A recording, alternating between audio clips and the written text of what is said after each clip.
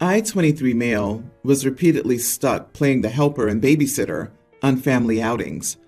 I had to move out of my parents' house because I kept being forced to help watch my three nephews. Last year, we took a family vacation in the summer to the coast. I rode with my parents, who paid for my hotel room, only I had to share that room with three rowdy boys because my sister and her husband wanted a room for themselves. I was promised time to do my own things on the vacation, but instead, I ended up having to help with these kids. I complained to everyone about it and was reminded that I was there for free. And then we did only one thing I wanted to do, which was a tour of an art gallery. I like doing this whenever I'm at the coast, but the kids find it boring. This year, my parents have a beach trip planned for June, and they assumed I'd be riding along the same way as last year, but I refused. I said I'd drive myself and pay for my hotel stay to have my own room. My parents were shocked and tried to remind me of the cost. I said it was no worry. I've got a good job and a decent running car. I can more than afford it. That's when the but started.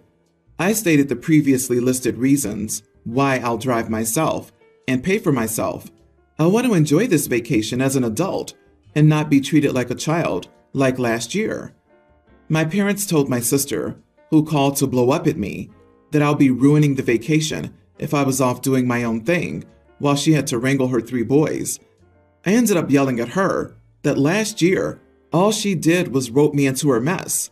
I didn't really get to do much of anything I wanted to do, and I was treated like the bad guy for wanting to go to an art gallery. I'm a grown man. I deserve my own vacation too. Now my sister's not speaking to me, and my parents are still trying to convince me to ride with them to keep the peace. I'm still refusing, but the pressure's getting to me. Am I the idiot for not giving in? They'll have a pretty hard time when they won't have another person there to help.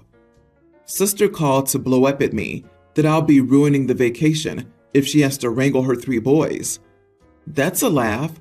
She's admitting that she's ruining your vacation so as not to ruin her own. They're her kids and her responsibility, not the idiot. In fact, you're nicer than I would be. I'd just say, no thanks, I've got other plans, and avoid the family vacation altogether. Yes, how dare you ruin my vacation when I should be ruining yours? You know, there's a good solution for this.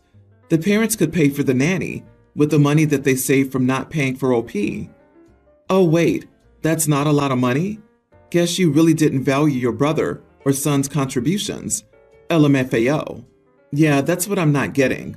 Last year they told him he was there for free, but what did it cost them to bring him along?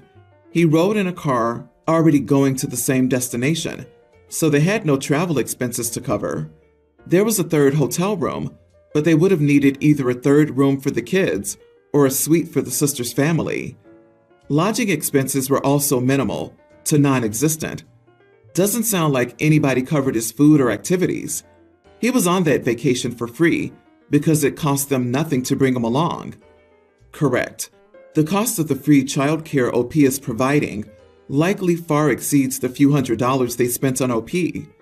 Honestly, what are you even getting out of these family vacations? Just go do your own thing and avoid the hassle and stress and pressure to babysit. Do not give in.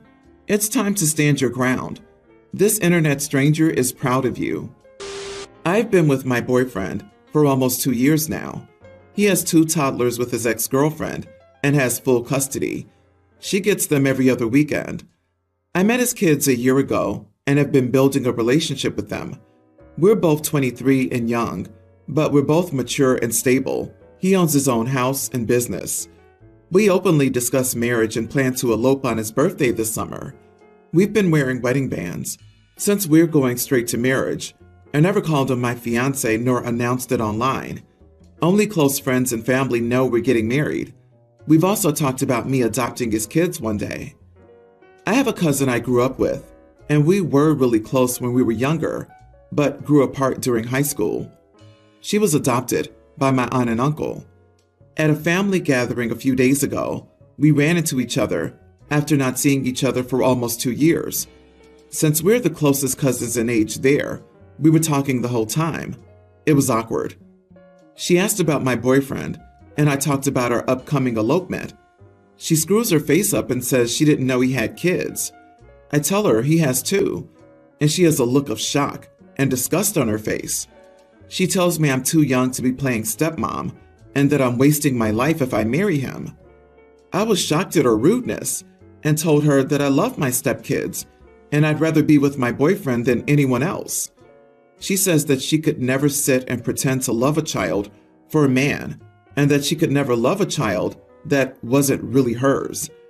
I bit my tongue at that since she's literally adopted, and from what my mom has told me, she was only adopted because my aunt is infertile. She had to talk her husband into it since he was unsure. I replied and said I'm not pretending anything, and that, of course, it took time to build a bond with them, and I understood if she wouldn't do it. She just looks me up and down and says I'm too pretty to resort to being a glorified babysitter, and that she's going to find it funny in 10 years to watch my stepchildren disrespect me at family events and yell that I'm not their real mom, and that they're technically not lying. I told her that they'll be my children once I legally adopted them, and she had the nerve to scoff. I was shocked at her audacity and asked her if she had forgotten she's adopted herself. She got irate, saying a couple adopting a baby together is not the same as a desperate person playing stepmom and adopting kids who already have a mom. I'll never be their real mom. I said, then I guess you're not my aunt's real child then. She started crying and left sobbing. When I tried explaining what happened, everyone said I was wrong and that I shouldn't have brought her adoption up for question, that I was a major idiot, and that adopting a baby as a couple is not the same as adopting your partner's kids. They're saying I have to apologize. Am I the idiot? Edit. She lost her rights when she got locked up, and my boyfriend has full custody. She was considering fighting for her rights back, but she's moving to a different state soon, so she isn't anymore. Their agreement is between them, not the court. Everyone's the idiot here. Your cousin? Wow. She minimized the bonds you have with them and the role you play. But you, also wow, assuming the children's mom would give up her parental rights so you could adopt them. What a horrible thing to be planning. You have a lot of growing up to do. Oh my God, lady, their mom is still in their lives, so drag your head out of your butt with this adoption talk. I'm sure she lost custody, but not her parental rights. You don't lose those just because you go to jail. And if they've never been to court about the kids, then she hasn't lost anything legally. You all really should go speak with an attorney and get their arrangement formalized. But they're both mature and stable at 23. Their agreement is between them, not the court. We'll see what OP thinks about herself in 10 years. I honestly thought I knew it all in my early 20s. Oh boy, was I an idiot. OP, you are the idiot. You will never be your stepchildren's mother because they already have a mother. You'll be a mother-like figure to them, but as long as their mom is alive and present, you'll be the stepmom, which is still an important role to play. The fact that you think you can adopt these kids is evidence that your cousin is right, that you're a bit naive about the reality of your situation. You can only adopt the kids if their mom dies or terminates her parental rights. My significant other, SO, and I are dating and have lived together for less than a year. Our current rent is about $2,000 a month, and various utilities run about $700 a month. I make about 4 times my SO, so I pay all the rent while they pay the utilities. We also shopped for our furniture together and paid equal amounts. We didn't go all out and stayed within a reasonable budget. For example, our couch cost $500, and my SO easily paid $250, and I paid $250. We're happy with the situation, and there have been no complaints. I've been offered a new job in a new state, and we agreed to move for my job, since it'll be a great stepping stone for my career, and I'll be making much more, about 6 times more than my SO. Also, my SO works at a job easily available in the new state. Furthermore, my SO is excited to move because the new state has more opportunities and things for us to do for fun. The problem is that my SO's been looking at places that cost between 8 to 10K a month, while I'm only comfortable with paying up to 4K a month. My SO argues that I have to look the part of my new position, and the more expensive places are in better parts of the city with less crime. While that is a valid argument, I contend that we don't have to live in the city, and I'm willing to commute. In addition, my SO's been looking at furniture and appliances that are far beyond what we currently have. We're not bringing anything but clothes and some items. For example, I'm perfectly happy with the $500 couch, but they're looking at ones that cost $3K. We went back and forth until I had enough and said that I was only paying $4K a month, and we were buying reasonable furniture and other household stuff. They'll have to pay the difference if they want to live in a luxury building or have designer stuff. My SO was hurt by this and accused me of being financially abusive and rubbing my better earnings in their face. They've gone to their friends and family, and literally everyone is against me. I thought I was right, but now that I'm the only one who thinks I'm right, I'm not so sure. This is literally the exact opposite of financial abuse. It's called fiscal responsibility. Tell me you're a gold digger without telling me you're a gold digger. Look the part? What the heck? Not the idiot, OP. You might need someone more aligned with your lifestyle. I bet your family was told the story in different words. SO probably told them, OP wants me to pay $6,000 a month when they only pay $4,000 a month.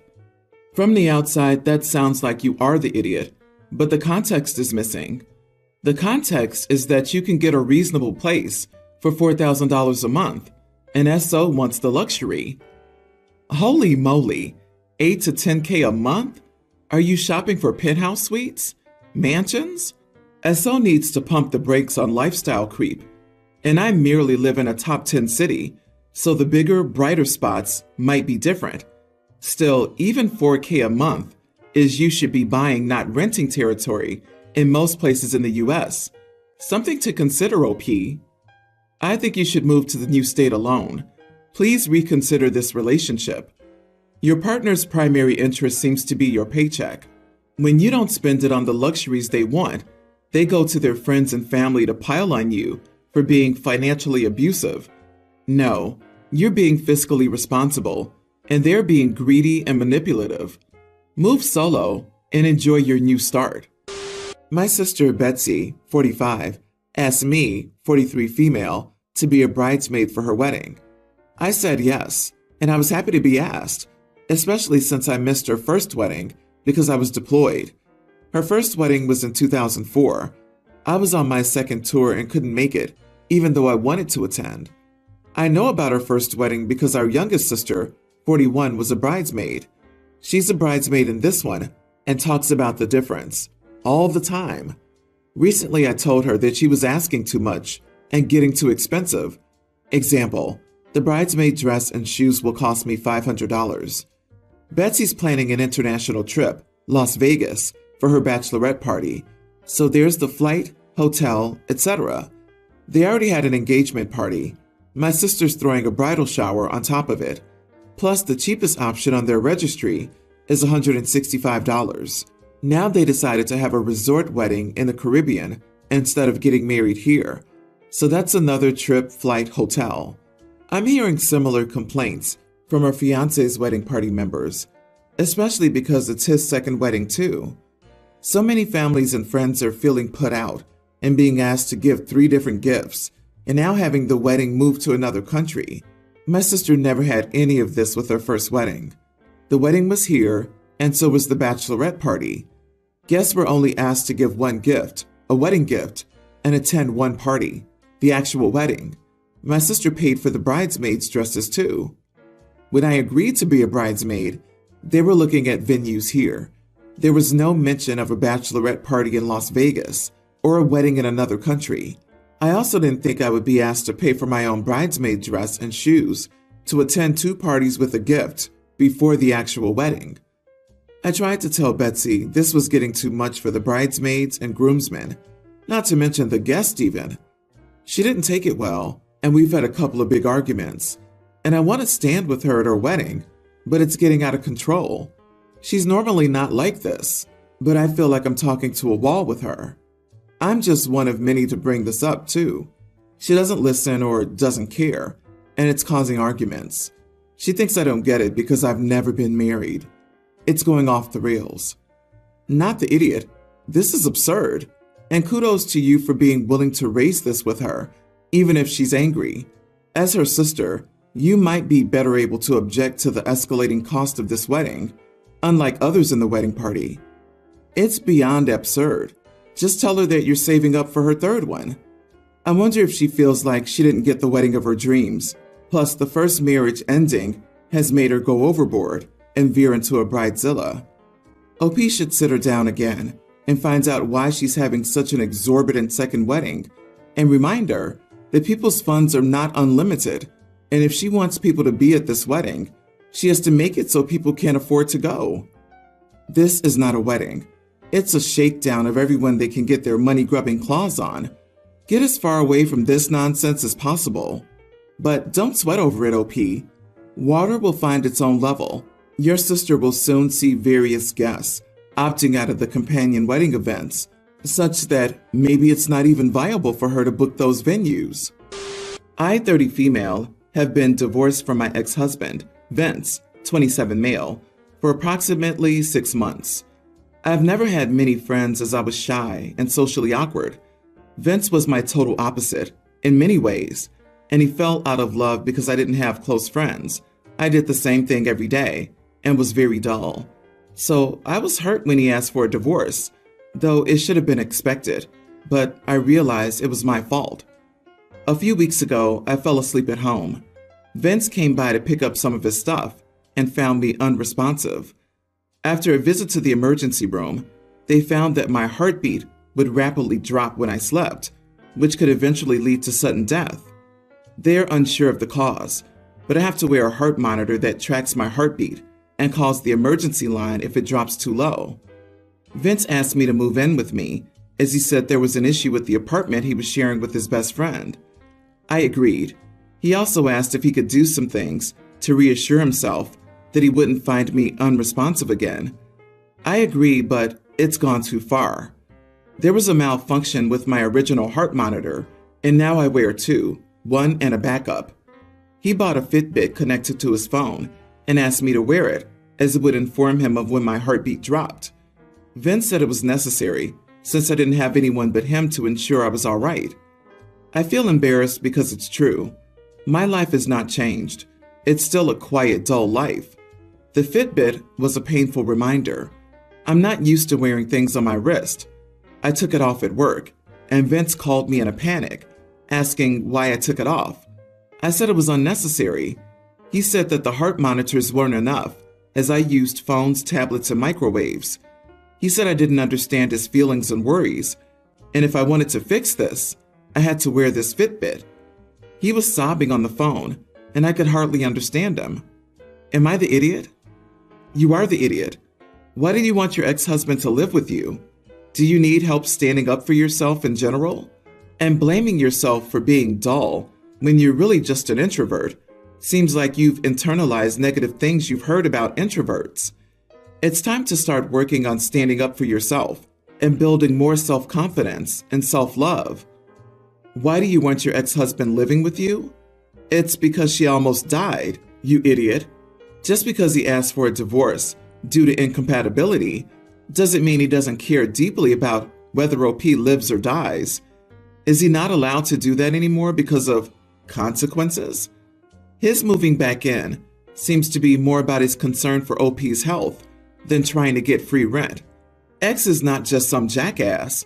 He found OP half dead, and one monitor has already failed. Anyone would be concerned and overprotective. I think no idiots here. Yes, he found her unresponsive. I understand this. What is she supposed to do? Let him live with her forever? She's an adult. She can take care of herself. He's an idiot. It's her home. He divorced her because his friends didn't like her. He's absolutely 100% an idiot. It is time for him to move out of the house that she inherited, and for her to find her life again as a single woman, a choice he made. Also, Fitbits don't record heart rate reliably, and he'd have to look at it 24/7 to see if it dropped. Looks like he wants to watch OP's every move.